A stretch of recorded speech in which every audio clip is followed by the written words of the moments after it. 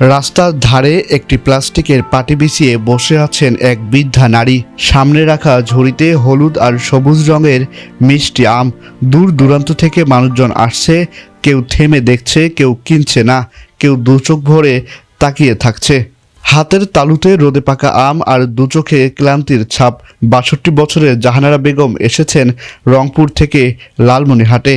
কিন্তু এই আম বিক্রি শুধুই ব্যবসা নয়, এ যেন একজন বৃদ্ধা স্ত্রীর বেঁচে থাকার সংগ্রাম। এক অসুস্থ স্বামীর পাশে দাঁড়িয়ে জীবনের শেষ প্রান্তে নতুন করে লড়াই শুরু করার এক নতুন অধ্যায়। লালমনিরহাটের হাতীবান্ধা উপজেলার বাস স্ট্যান্ডের এক কোণে বসে আছেন জাহানারা বেগম।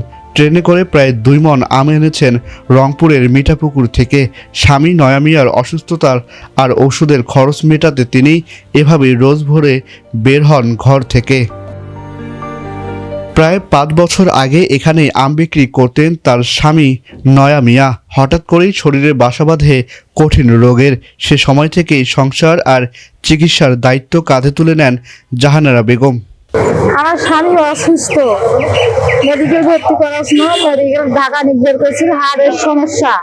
আমাদের টাকা পয়সা কোনো কিছু নাই, টাকা খাইতে পারি নাই। আমার টাকা দিয়ে আমার মাথার তেল, সাবান, কাপড় চোপড় সবগুলো কিনতে লাগে, চলাফেরা করি, খাই। আর ৫-৬ বছর হাতে হাতিবান্ধা আমি বিক্রি করি, খাই। জাহানারা বেগম ও নয়া মিয়ার ২ মেয়ে ও ৩ ছেলে। মেয়েদের বিয়ে হয়েছে অনেক আগেই। ছেলেরা এখন নিজের পরিবার নিয়ে ব্যস্ত। কেউ মা বাবার কোনো খোঁজ রাখে না, তাই এই বয়সে বেঁচে থাকার লড়াই চালিয়ে যাচ্ছেন। অনেকদিন থেকে, হয়তো ৫-৬ বছর থেকে আমাদের পরিচিত, প্রতি বছর আসে আমের সিজনে আম আমরা কিনি, খাই। এবারও আজকে আমি প্রথম নিলাম, এই ১০০ টাকার আম নিলাম ২.৫ কেজি। চাষিকে এবং চাষা দুজনে আসছিল আজ থেকে ৫-৬ বছর আমার এই দোকানের সামনেই বিক্রি করে। হাড়ি ভাঙ্গা সিজন অনুযায়ী ওনারা আসে।